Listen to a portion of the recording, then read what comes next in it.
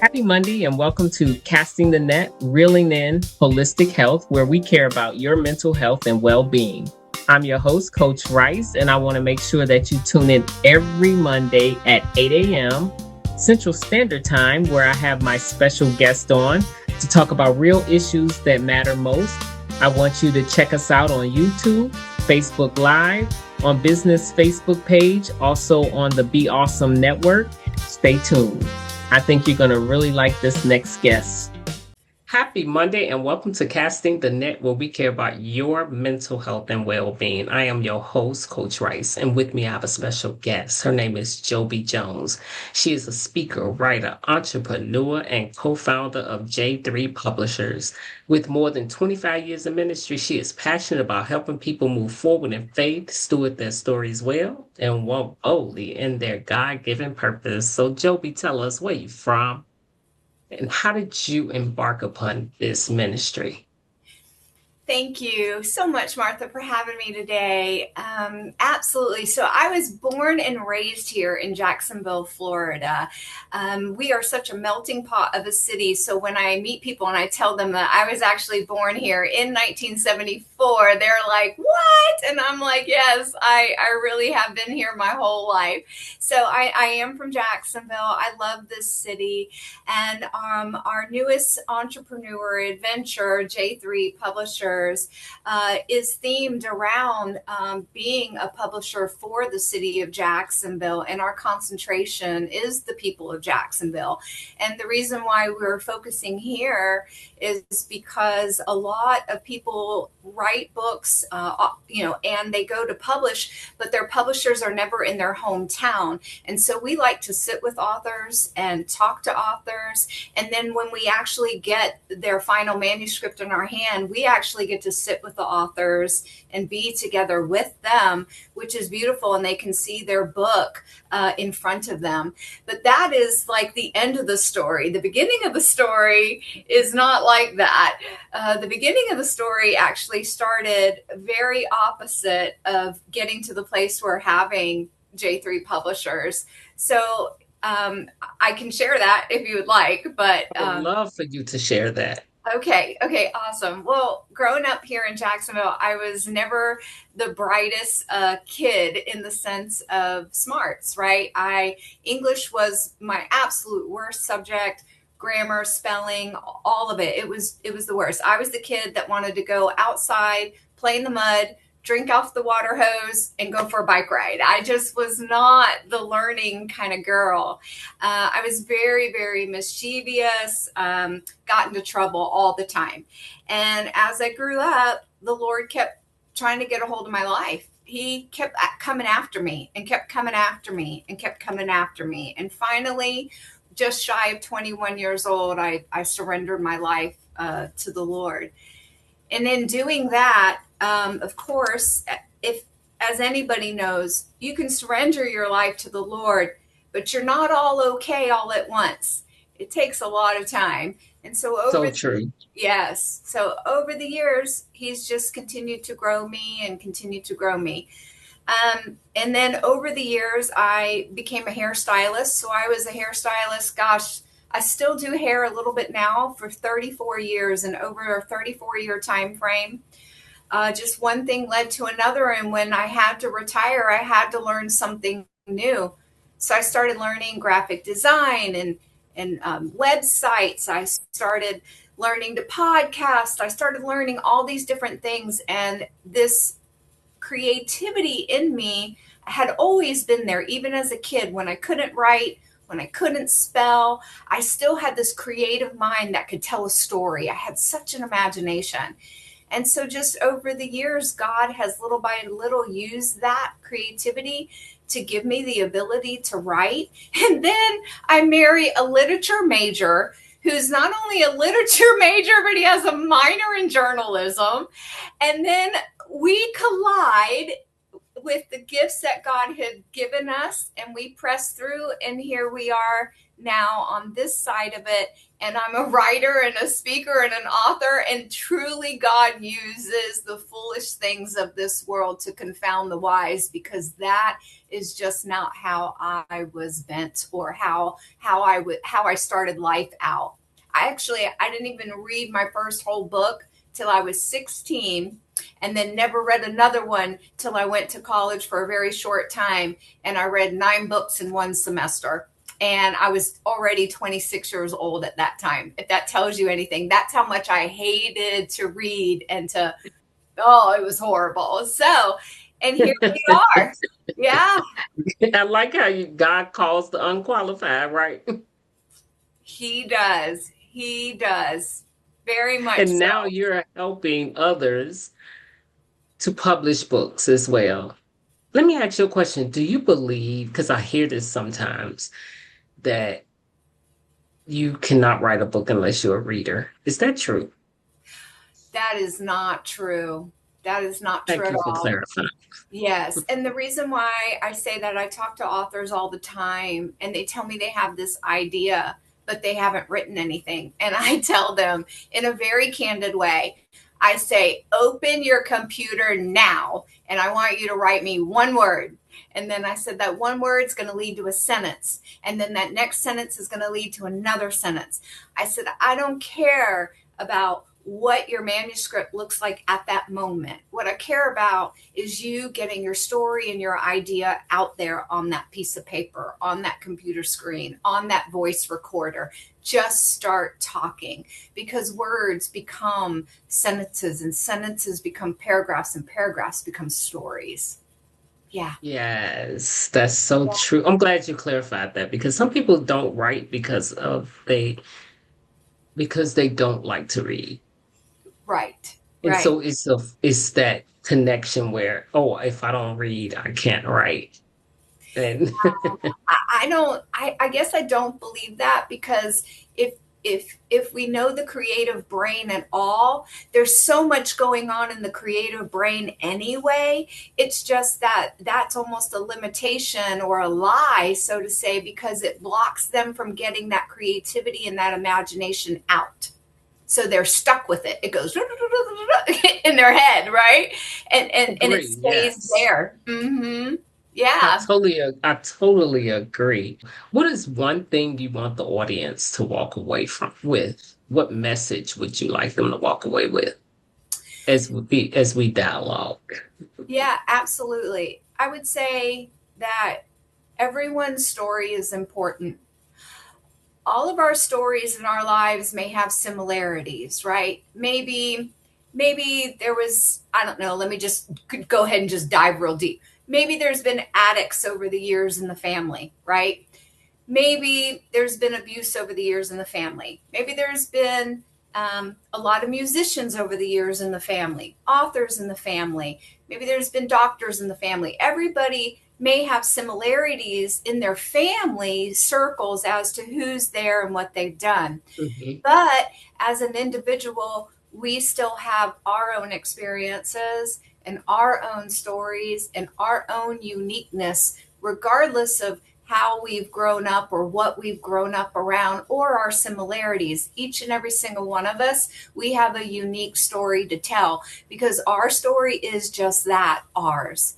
Nobody else has your story. Nobody else has my story. And so I would want the listener, the audience, to take away that to don't believe the lie that their story doesn't matter, or that their experiences doesn't matter, or that the wisdom that they have or what they've been through, or the things that they have learned, how they've gotten back up after failure, how they've come out of seasons. All of it matters, every single one of it. One of our stories matter, and somebody out there has to hear your story.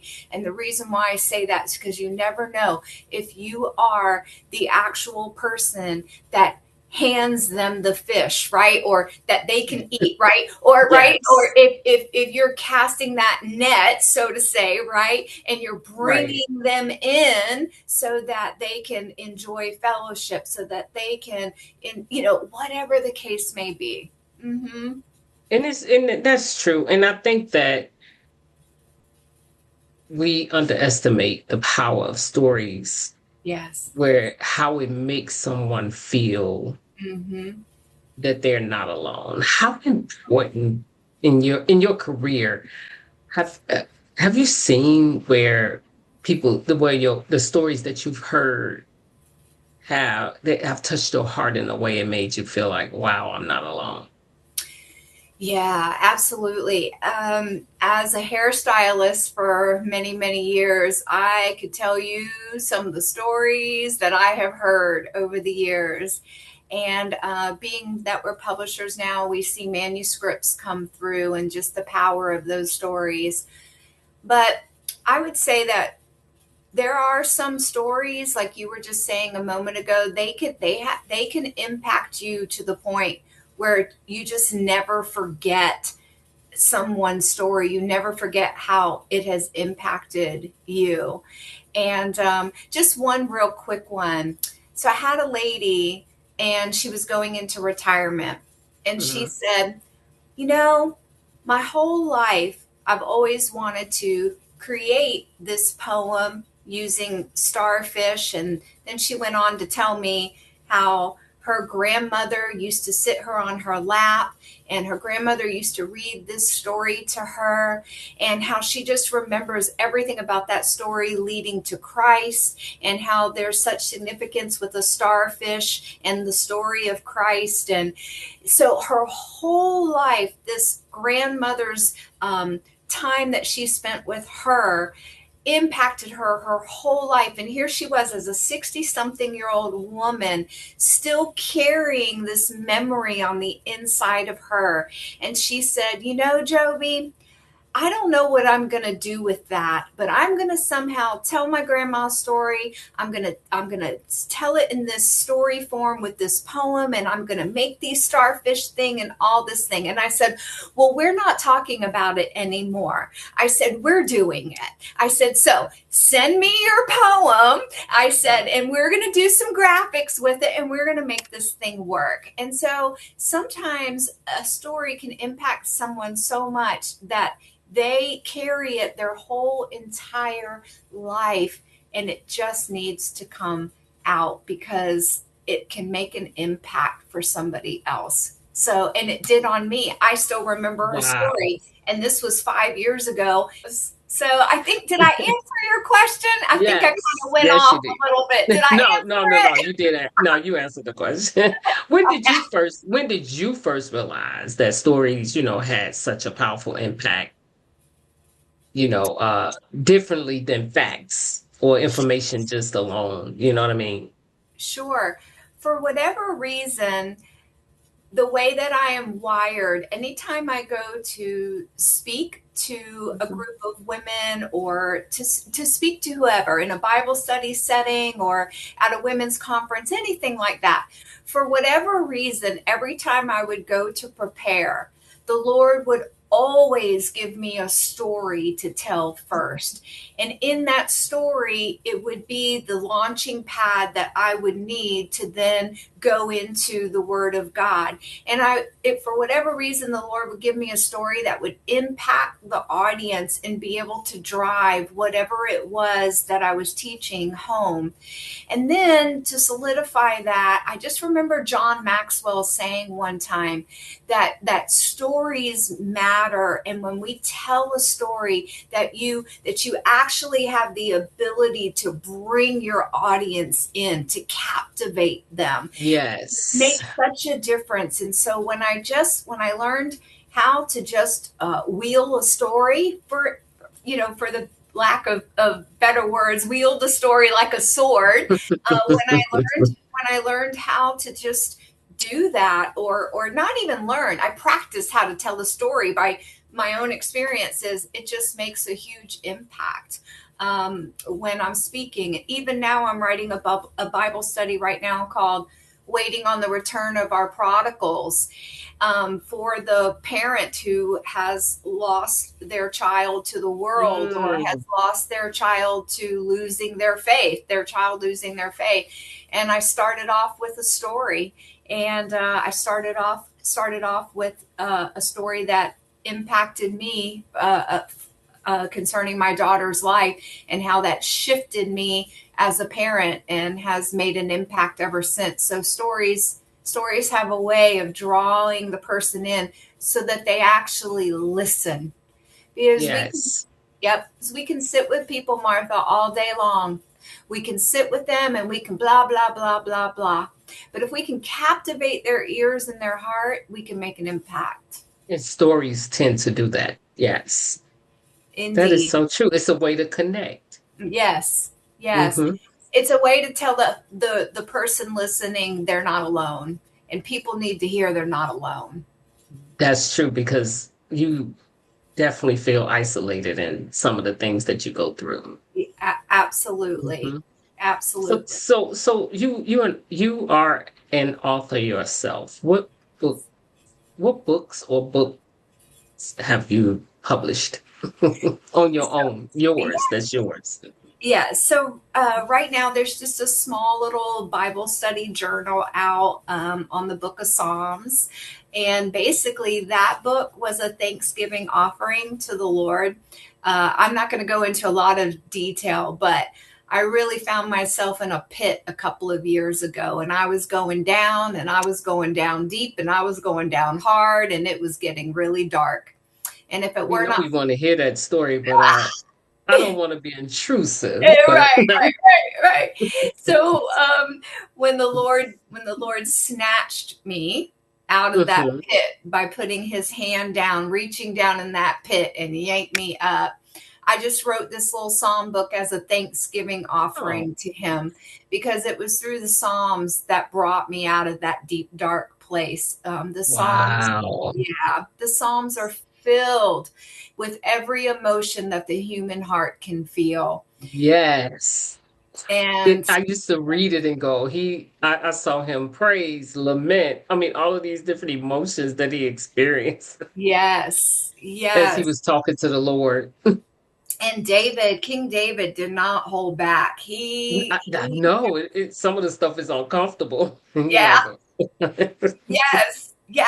He's like, he'll just say, God, you just take my enemies and punch them in the teeth, you know? right. I mean, I used to be, oh my God. It's You like, went but he he just, just let it out. He was yes, so authentic in the way he yes. spoke. And so as you were writing the Psalms, did you tell stories throughout the book as you were writing it?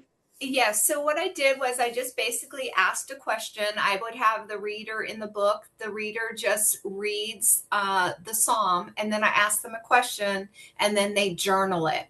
And then there's a Okay. podcast that goes along with it. So then they can turn the podcast on, and then they can hear me kind of elaborate on each day of that psalm.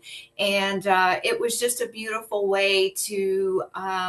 Not like I said, not only my Thanksgiving offering, but it was a beautiful way to sort out my own feelings and my own healing through that. And so I shared it with others. And then I have a couple books in the works. Right now, I'm writing a book called Warrior and Princess. It's fight like it. The subtitle is Fight Like a Girl and Bow Like a Princess. Okay. Um, so that's a work in progress. So I'm doing that. I'm also writing this Waiting on the Return of the Prodigal. So I'm in the midst of two books right now. Oh, And then wow. right, and then I know it's a lot. And then That's nice. we're ghost writing right now too. And we're ghostwriting for a 79-year-old lady right now. And so her story has become our story. And so we are literally in the midst of writing that. So we've got a couple of things going on. And then, of course, you don't necessarily have to have a book to be considered a writer. If you're a Bible study teacher, kind of like I am, or you speak and you teach and you tell stories, you still have to write what you're going to say. So Exactly. I consider people writers who write studies to talk about in front of other people. So I consider that writing as well. I do too. I agree with you on that. And And so you guys only, your client base is only for Jacksonville, Florida, correct? No, we will Or take did you expand? right. We will Okay. take clients from all over the world, but Okay. our heart is here in Jacksonville because we get to be face to face with the authors. Right. But if they don't live here, it's totally fine because we have things like this, Zoom and, Yes. FaceTime phone calls, and we can still see the author. But yes. So yeah. That's awesome. My mother is from Jacksonville, Florida, and I've never been. What? Oh, you've never been here? Shame on me. My mother and father, they met in Jacksonville, Florida, actually. Wow. Oh, that's wonderful. Well, if you ever do Hmm. decide to come, I can take you on a tour. Trust me. Oh, that'd be awesome. And so that's good that you I love the fact that you help other authors and you really helping them bring out what's inside. And Yes. so what is your onboarding process for clients? That's interesting. I do it a couple ways. So first, if they are willing, they'll share their manuscript with me, which is Okay. what I prefer. So if they share their manuscript with me, I get to see what kind of writer they are, and I get to see how much work is needed or where they are in the manuscript process.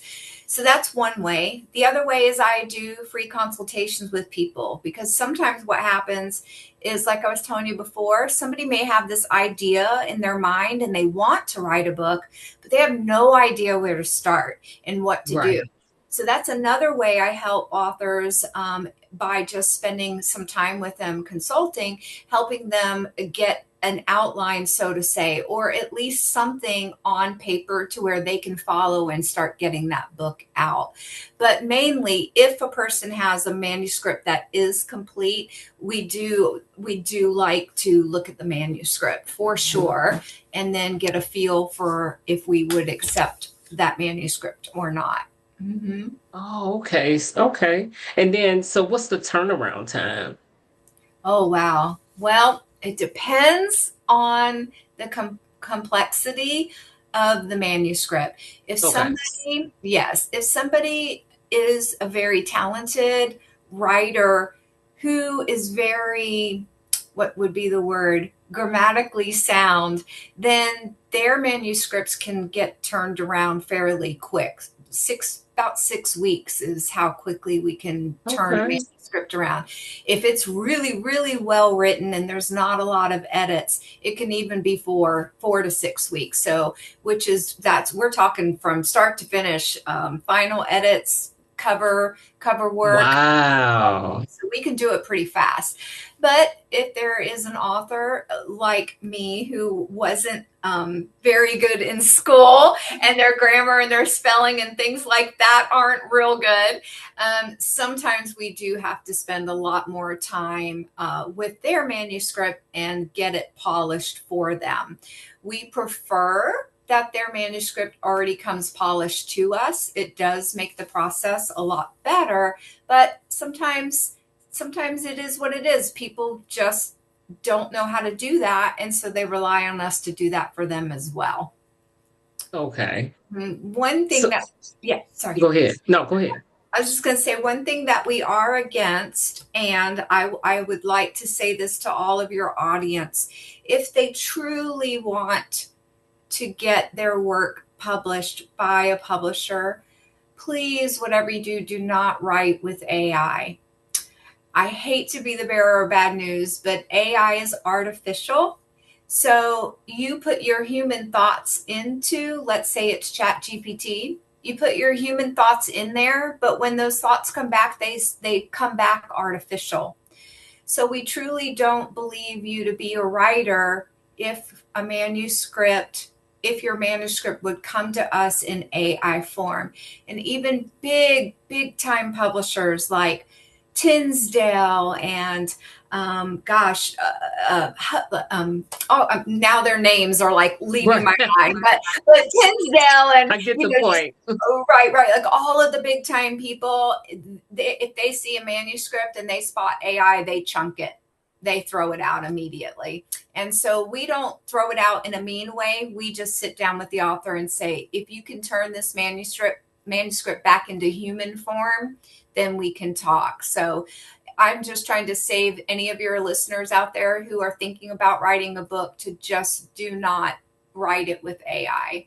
We can tell. Wow. We can tell immediately, You actually. really can. You really I can. really I'm can. sure. Oh, yeah. I can look at something like that and go, oh, yes, that's AI. So, yes. That's funny. There are ways though, Martha. So there are ways to use AI to help you along, but there's a right way to use AI and then transferring it back into your human words. So that's just the key. So some people do get stuck. And so if you get stuck, it's okay to seek To that as pull a reference. ideas, Right, right. but not to actually say, write this book and turn it in. Exactly, exactly. And one of the main reasons, there's several reasons, but one of the main reasons why we do that is AI will plagiarize authors. So if you, like, for instance, if you say, tell me a little bit about what boundaries look like in my life, right? Or what would boundaries look like in my life? I'm trying to write a paragraph, right? And artificial intelligence spits that back out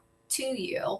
And if they use the lines like, so if they use the line, well, boundaries are a way for you to say yes and a way for you to say no. A boundary is like having a fence around your life, and then there's a gate, and you say what comes in and what goes out. Well, those words right there are taken from the Boundaries book by Dr. Yes. Henry Cloud Hmm. and Dr. Townsend. And if a person doesn't know that, they don't know that Chat GPT has just spit out plagiarism off of somebody else's book. So Exactly. that can get into you can get into legal trouble, that way. Yeah, and you want to avoid that at all costs. Oh, for sure. For sure. Yeah, because it's a lot of people that probably write books and use 100% AI, right? Oh, all the time. All the Because I'm time. seeing books coming out left and right. Yes, yes. Yeah. Literally, you can have Chat GPT write you a book in 5 seconds. Yeah. And it's Yeah. sad though, because it takes away what God has given a human being. And God has given a human being the ability to be creative, the ability to Hmm. have imagination, the ability to seek Him for wisdom, to be able to craft our words and wield our words in a way in which it makes an impact on people. And so when we use AI, we're taking away that beautiful piece of our soul and spirit that God has given us. He uniquely has made us. And when we rely on that artificial intelligence, then we don't get a chance to rely on the anointing and the wisdom of God that He would like to pour out of us onto a piece of paper for other people to read and to understand and to glean from our past experiences and hurts and stories and all the things. And it's interesting because if it's your story, it's hard for AI to kind of write it the way you want it anyway. Yeah, yeah, they can frame it pretty good, but it's still not Not the that. heart of the It's not human right, experience, right? right. Yeah, that makes sense. Hmm.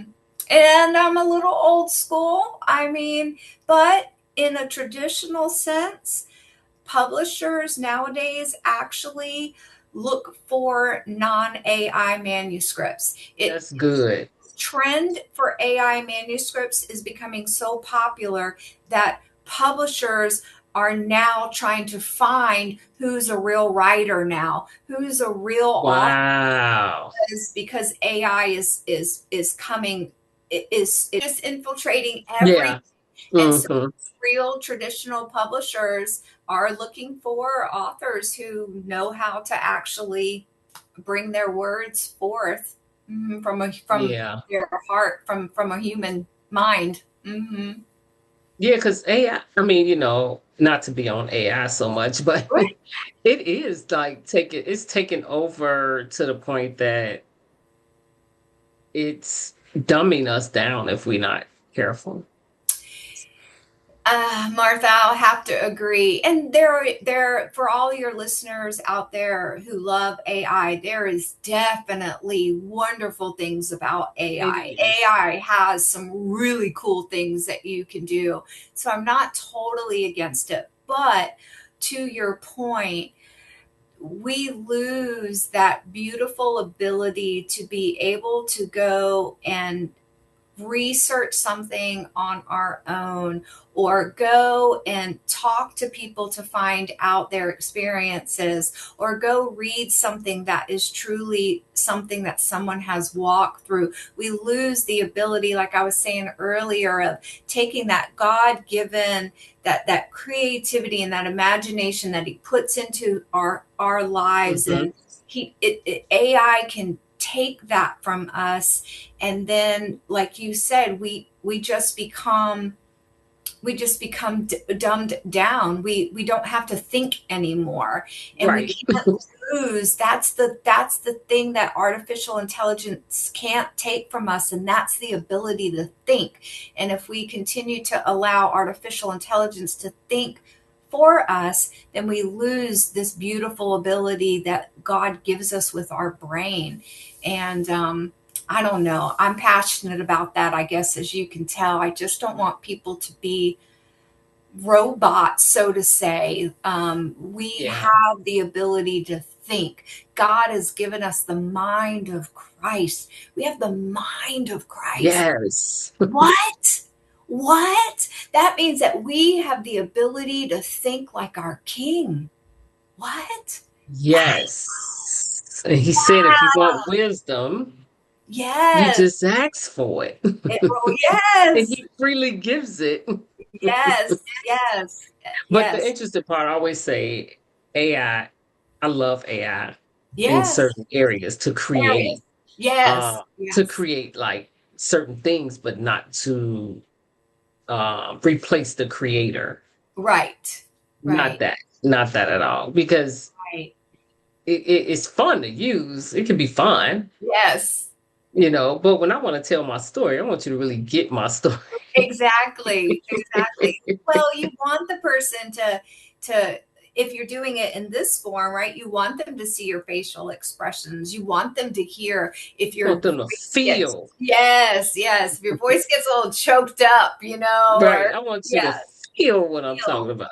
Exactly. Exactly.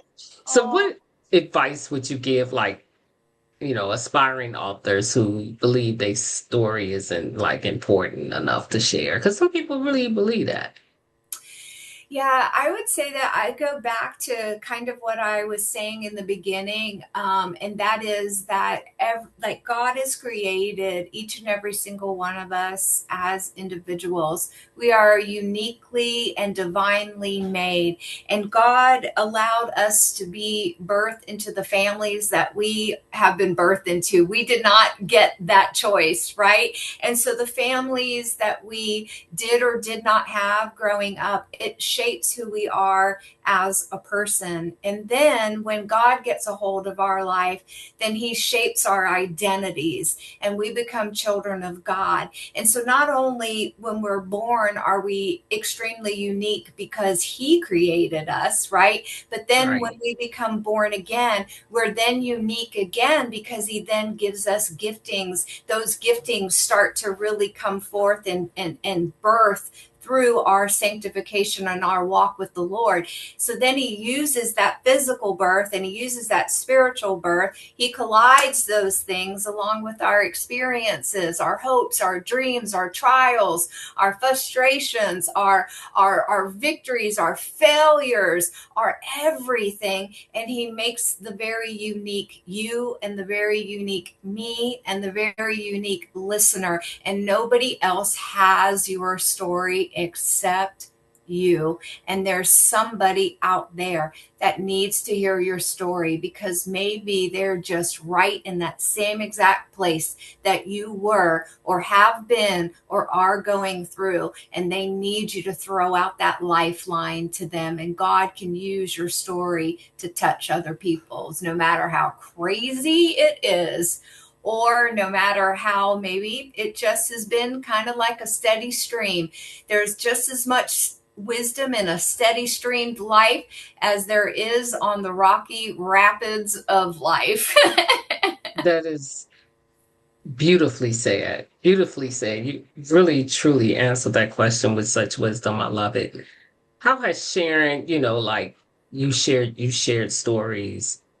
Sometimes sharing your own story can bring forth changes in your own personal life. Have you experienced that? Yes. Oh, absolutely. Okay. Let me see what I can share that that it's okay to go out on the airwaves. Huh, I think, ah, okay, here's a good one.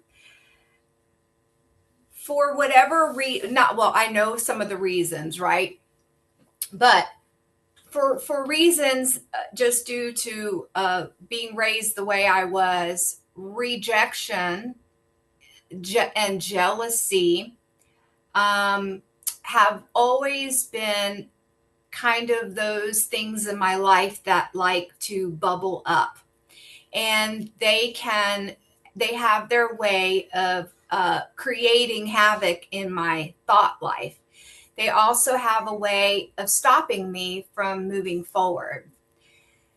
But when I told somebody I'm really gripped by being jealous of other people, and I'm really gripped by this rejection, and when I was able to actually tell the story about where that actually stemmed from, because of the way that I was raised, right? I had great parents, so I'm not going to blame them. But hey, my parents were growing up the same time that they were raising me. They were young too, and they aren't who they are now. But back then, they weren't the same people either. But for whatever reason, you know what? I was allowed to go through what I went through, as hard and as hurtful as it was. But some of those side effects were and are at times that jealousy, that feeling of rejection when somebody tells me no, or that feeling of jealousy. But the moment that I was able to tell my full story, the moment that I was able to share with my friends in small group where all of this stemmed from and what I'd went through, and to admit that I actually struggle with these things, it broke something in me. And what Mm. it broke was the ability to then identify when those feelings started come up in my mind and my heart. And when they do, I can then face them and go, oh, no, no, no. Oh, no, no, no, we are not going there today, because, and then I'm able to fight with that mind of Christ, that I am fearfully and wonderfully made, that I do not have to be jealous about any other human being in this world, because God has created me the way He has created me. And I don't have to fear rejection or be worried about rejection, because God doesn't reject me. And although one door may shut, another door will open eventually, and it will be blessed by God. So they can say no, whatever, it's time to just walk forward. We're not going to let you, like, not going to let that stuff bring me down. So I just say all that to say that when we share our stories, to answer your question in a one sentence, when we share our stories, it breaks the power that those stories have, that keep us pushed down, that keep us from moving forward, that keep us from taking the next steps as an entrepreneur, as as a writer, as dot dot dot. You fill in the blank. So, but when we can share our stories and when we can be vulnerable, it has a chance to break those strongholds, and that's what they are. They're just strongholds. They're strongholds that get fortified over the years, and we become isolated people who get trapped in with those different stories that Yes. what happens to us. But when we can find those trusted people to get it out, such as yourself, Martha, you're a sounding board to people such as me when people talk with me one-on-one, or when I'm in small groups. And so our stories have the power to not only bust our own selves free, but you can bust somebody else out free too. They can bust out free too. So that's the power. Jesus used stories And when Yes, he did. yes, he used stories, and he used stories every single time to get people to be able to move past wherever they were in their Mm-hmm. life, to move forward and to keep going in him, so that they could be free, so that they could have a relationship with him. That was the whole point. He told the stories to Yes. draw people to him. Yep. That's transformation. Yes. And Yes. then too, when you speak it, it no longer has power over you, like you said. And Amen. it's not hidden. It's no longer Amen. hidden. So you Amen. can get healed. It's so cool. I Yes. love it. I love Yes. it. Yes. Storytelling is the best. Absolutely. And you just said something so profound, Martha. When light shines on, when you tell it, a light is shine on it. And you can be in the darkest cave in the whole entire world. And if Mhm. somebody would just light a match, that match changes the whole entire atmosphere in that cave. One match can Yes. light up a dark room. And so when we tell our stories, it gives the ability to bring that light into that dark place and illuminate it and shatter that darkness. Oh, I love that. Yes, I love that. Joby, you spitting out wisdom left and right. To God be the glory. I I wish know, I could right? tell you that wisdom has come easy, and I don't mean to boast, but I don't feel like I'm that wise. But I will tell you, it comes from I know when he does it, don't he make you look good? yeah, he does. And you know that it only comes because of the trials, and because of the things Yes. that you walk through, and the things that we decide that we're going to push through, because you can't give birth to anything in life unless you push. And thing in life is Ooh. hard, and you got to push to birth Yes. that thing. So, and sorry guys And when listening. it comes out so beautiful. Yes, yes it does. Yes So it I does. love it. Yes. So Joby, thank you so much for coming on and sharing, what God has blessed you to do for people, and that's to help them tell their stories because, some people, it actually is a groundbreaking experience because they get to tell it, they get to share it, and they also get to leave a legacy for their Amen. family members as well Yeah. because it goes on and on and on, and those and stories never go out of style. To the audience, if you know someone who is, truly want to tell a story and don't know how and afraid to even some people are afraid to step into a publishing company because they're afraid of what's going to be said. And as you can see, Joby has such a gentle heart. Even if you use AI, she would gently tell you, don't do that. That's right. Just don't. No. Just no. Which is great. She'll still work with you, but she's gonna pull what God has given you out of you so you Yeah. can become the person. So you can have the confidence when you write, you can have the confidence to tell your story, you can have the confidence to answer questions that people may ask and about your book because it's your heart. And so, if you want to reach out to her, I will have her information in the video. And Joby, I am so grateful to have met you and so grateful that you came on today.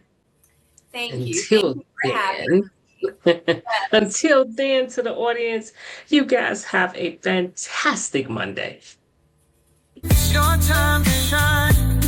Your journey to chart. Coach Rice wisdom will heal every heart. So join